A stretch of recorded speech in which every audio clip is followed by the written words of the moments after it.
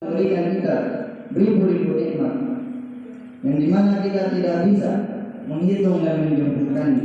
Allah Subhanahu wa taala berfirman, "Wa in ta'uddu ni'matallahi la tuhsuha." Jika kamu mencoba untuk menghitung nikmat Allah, la tuhsuha, kamu tidak akan pernah bisa menjumlahkannya.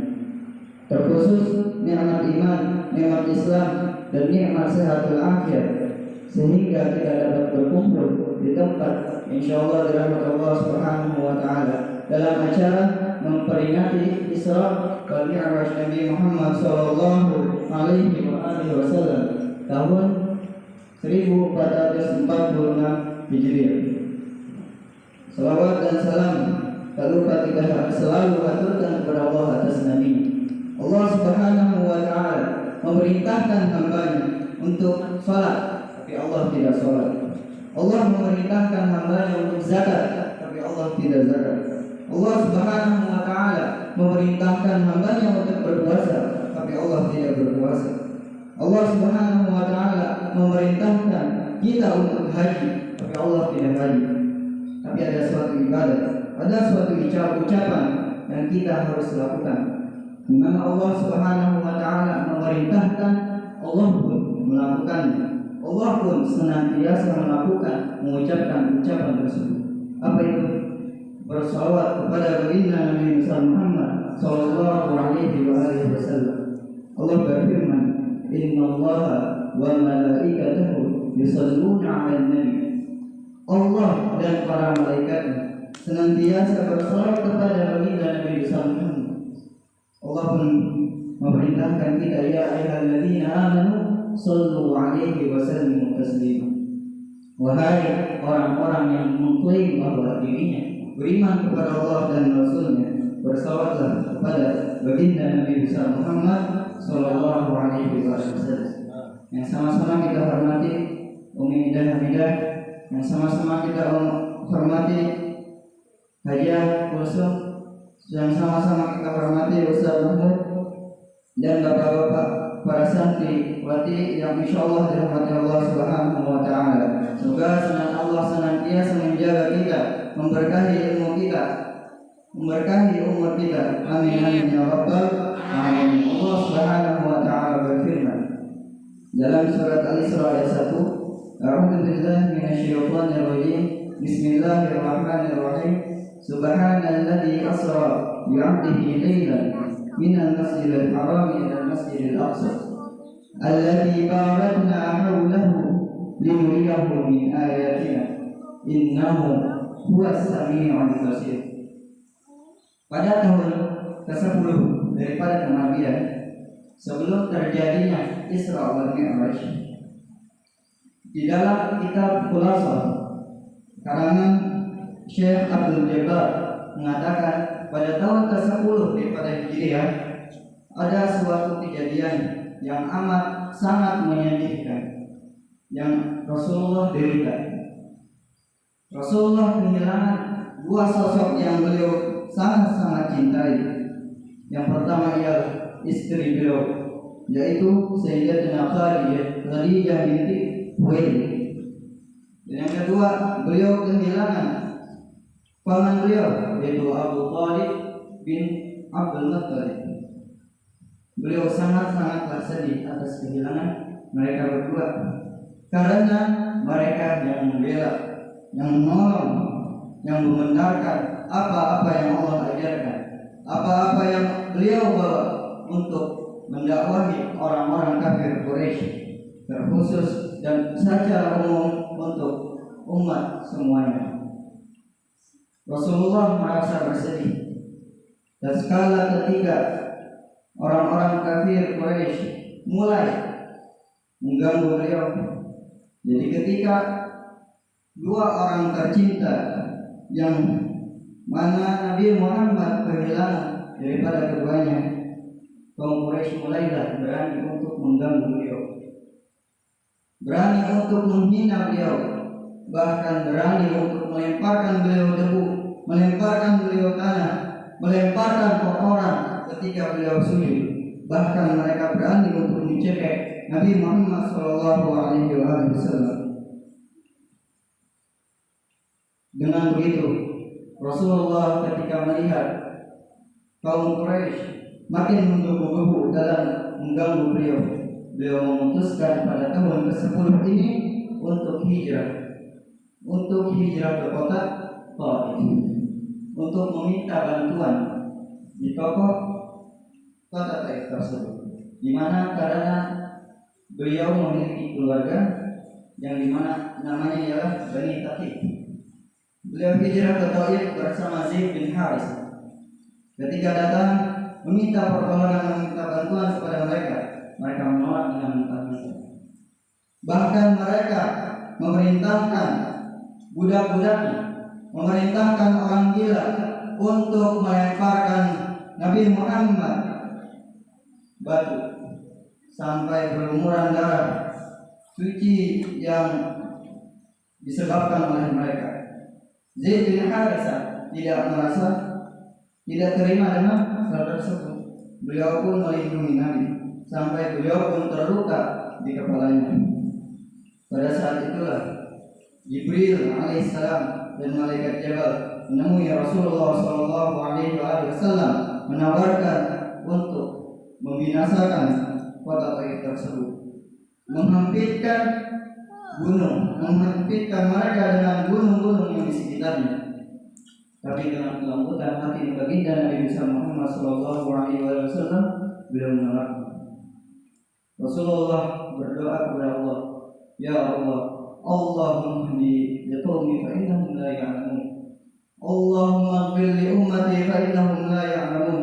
Allah berdoa, wahai Allah yang memiliki sifat-sifat yang maha sempurna, ampunilah mereka ya Allah. Berilah mereka hidayah kaumku ini ya Allah. Sesungguhnya mereka tidaklah tahu. Mereka tidak tahu apa-apa ya Allah. Ampuni mereka ya Allah. Lihatlah bagaimana kelembutan hati Nabi Muhammad SAW kepada umatnya. Walaupun beliau dicerca, dihina oleh mereka, bahkan dilempari batu sampai luka beliau sampai berdarah, tapi Rasulullah tetap semangat dalam menghadapi perjalanan beliau. Beliau tetap kokoh, beliau tetap kuat, beliau tetap ikhlas dengan yang beliau derita, di mana Allah Subhanahu wa taala ingin menguji keimanan beliau Rasulullah SAW.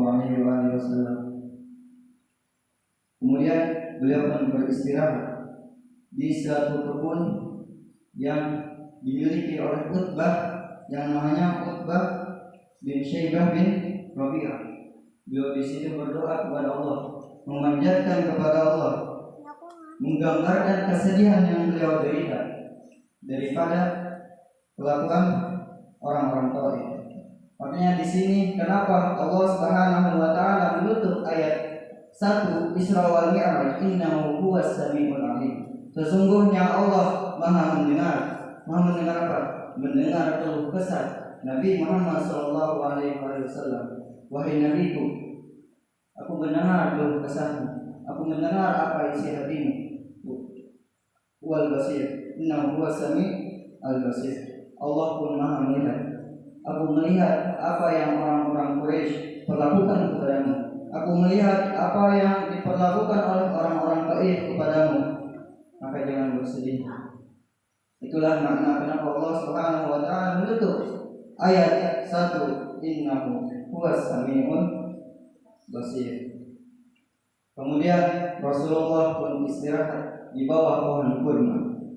Di situ Rasulullah SAW melantunkan ayat suci Al-Quran dengan begitu merdu. Tatkala ketika segerombolan jin melewati tempat yang mana beliau melantunkan ayat suci Al-Quran, niatnya untuk hijrah ke makam Musa alaihissalam, tapi Allah yang buat mereka mendengarkan ayat suci Al-Quran. Terdapat di surat Al-Ahqaf ayat 29. Wa id sarafna ilaika nafaran minal jinni yastami'una al-Qur'an. Allah Subhanahu wa taala buat segerombolan jin tersebut menghadiri Nabi SAW. Untuk apa? Yastami'una al-Qur'an, untuk mendengarkan dengan seksama ayat suci Al-Quran yang Rasulullah latunkan. Falamma hadaruhu qalu ansitu. Ketika mereka sampai ke dekat Rasulullah, mereka berkata apa? Diam, jangan berisik. Kita dengarkan apa yang orang ini baca.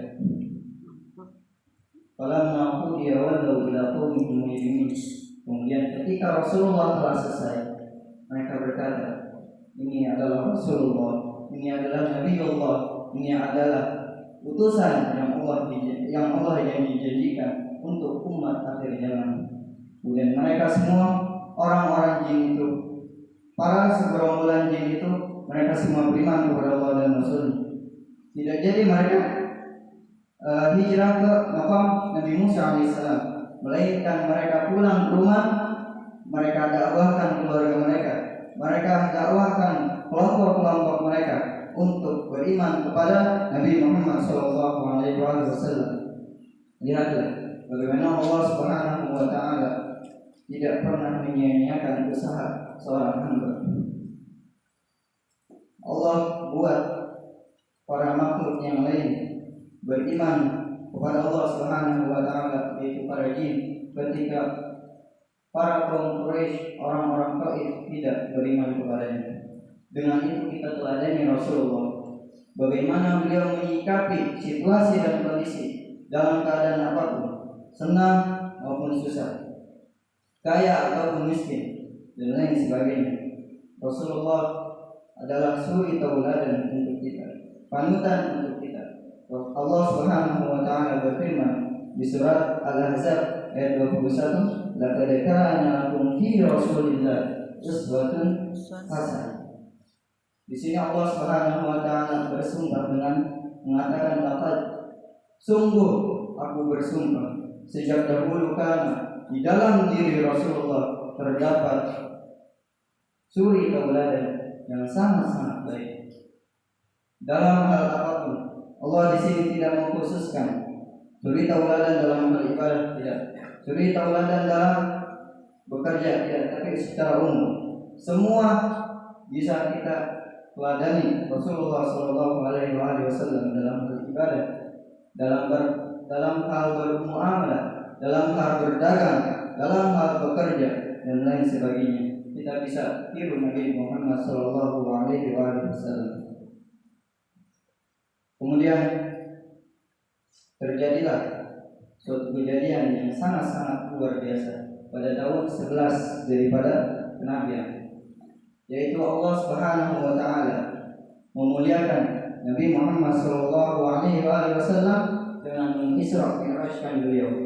Isra adalah perjalanan malam dari kota Makkah, minal Masjidil Haram, dari Masjidil Haram ila Masjidil Aqsa, ke Masjidil Aqsa, yaitu Baitul Maqdis Palestina. Kemudian Mi'raj adalah perjalanan beliau dari Baitul Maqdis menuju Sidratul Muntaha, menembus daripada langit pertama, kedua, ketiga, dan sampai ke tujuh. Apa tujuannya? Guna bertemu dengan Allah Subhanahu wa Ta'ala. Ketika Rasulullah menghadap Allah Subhanahu wa Ta'ala, tidak berani, beliau menunduk mengucapkan at-tahiyyatul mubarakatus salawatut thayyibatu lillah.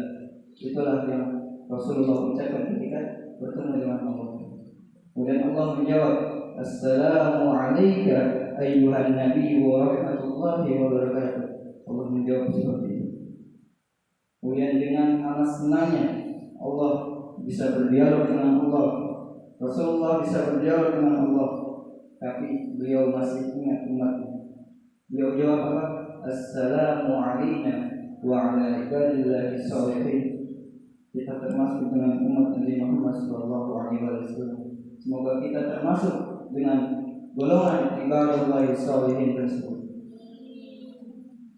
Kemudian para malaikat pun bersaksi, asyhadu an la ilaha illallah wa asyhadu anna Muhammadan Rasulullah. Maka kenapa Allah Subhanahu wa Ta'ala mewajibkan bacaan tersebut di tahiyat salat. Isra Mi'raj pun diperlukannya, diwajibkannya salat oleh Allah Subhanahu wa taala. Diwajibkannya untuk membaca bacaan tersebut di akhir salat. Perjalanan Nabi menggunakan yang dinamakan kendaraannya itu buraq. Apa itu buraq? Buraq adalah kendaraan yang berkecepatan kilat. Yang dari kata-kata barakun itu kilat. Maka buraq adalah kendaraan yang berkecepatan kilat. Dalam riwayat, ketika Rasulullah selesai Isra wal Mi'raj, balik lagi, itu tempat daripada tidur beliau masih hangat, masih ada bekasnya. Bagaimana kalau misalkan tidur, kita bangun untuk ke kamar mandi, itu bekasnya masih udah hilang, hangatnya sudah hilang. Tapi Rasulullah dengan kemuliaan Allah, dengan kekuasaan Allah Subhanahu wa taala, ketika balik lagi, tempat itu masih hangat, masih ada bekasnya. Itulah kekuasaan Allah Subhanahu wa taala. Innama amruhu idza arada syai'an ay yaqula lahu kun fayakun. Allah ingin itu terjadi, maka terjadi. Kita sebagai umat manusia, umat Nabi Muhammad SAW, beriman dengan kejadian tersebut. Kemudian Allah Subhanahu wa taala memerintahkan kita untuk senantiasa menghadapi Nabi Muhammad SAW, khususnya dalam menghadapi hidup ini. Hidup memang berat, hidup memanglah jahat. Tapi ingat, kita hidup di dunia itu hanya bersinggah, bukan untuk menetap. Karena kehidupan yang abadi, kehidupan yang sebenarnya ialah kelak kehidupan akhirat. Wahai jemaah insyaallah dirahmati Allah Subhanahu wa taala, ingatlah, iblis itu dia ahli Al-Quran, dia sangat berilmu dibandingkan kita jauh.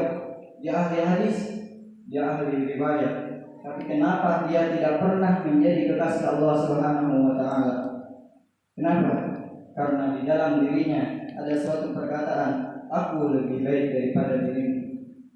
Dia sombong dengan Nabi Adam alaihissalam ketika Allah memerintahkan dia untuk tunduk, untuk sujud kepada Nabi Adam, dia tidak mau. Maka hati-hatilah dengan kesombongan. Akhlak Rasulullah diutus diutamina maka dengan akhlak. Maka perbaikilah akhlak kita, perbaikilah moral kita, sehingga Allah Subhanahu wa taala dan Rasulnya mencintai kita. Amin ya amin ya Allah ya Rabbal alamin.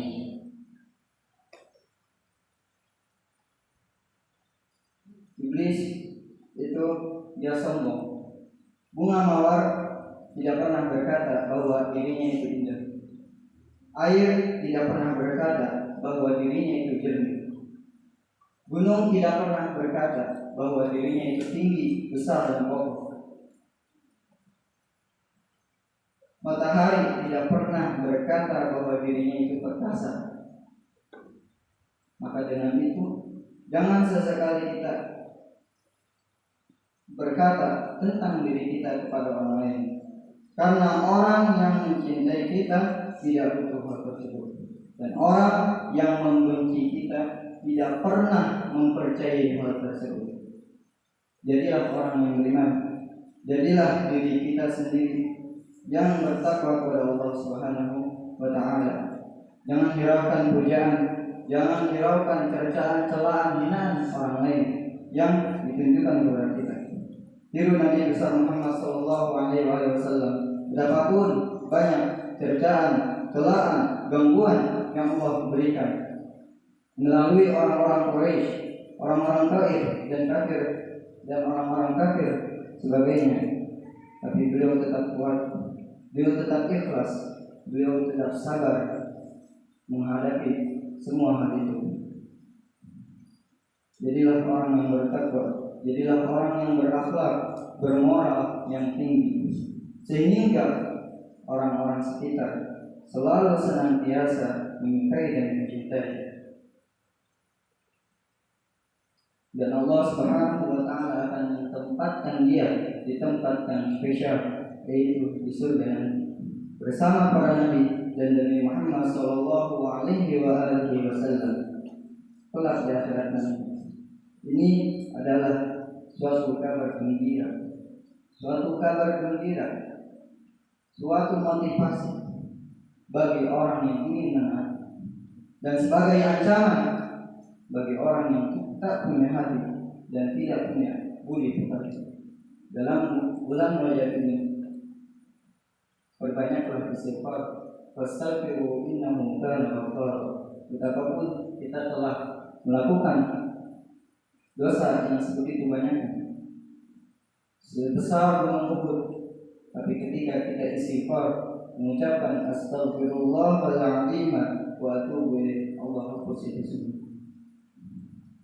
Ini adalah bulannya Allah, bulan Rajab adalah bulannya Allah. Maka perbanyaklah istighfar, berbanyak berdoa kepada Allah Subhanahu wa taala. Khususnya bagaimana doa yang kita sering dengar, kita sering ucapkan. Maka dengan begitu kita ucapkan sekarang, Allahumma barik lana fi Rajab wa Sya'ban wa balighna Ramadan wa hasinna wasidana. Allahumma barik lana fi Rajab wa Sya'ban wa balighna Ramadan wa hasinna wasidana.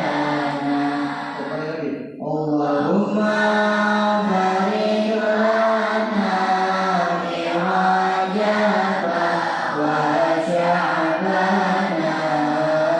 wa balighna Ramadan wa hasinna wasidana. Kabul insyaallah subhanahu wa ta'ala, insyaallah kabul. Sebelum saya tutup acara ini, sebelum tutup ceramah ini, saya ingin bertanya. Hari Senin pada bersih-bersih dikibarkan dengan bendera yang berkibar. Cukup sekian dan terima kasih. Mohon maaf ceramahnya panjang lebar. Wabillahi taufiq wal hidayah wa